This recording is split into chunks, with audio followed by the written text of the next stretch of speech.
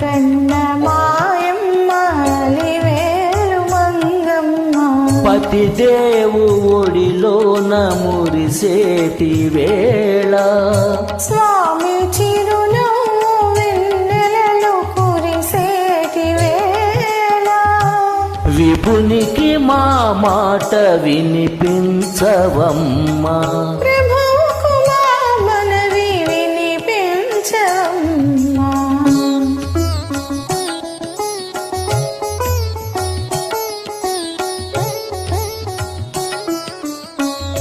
ఏడేడు శిఖరాలనే నడువలేను, ఏ పాటి కానుకలందించలేను.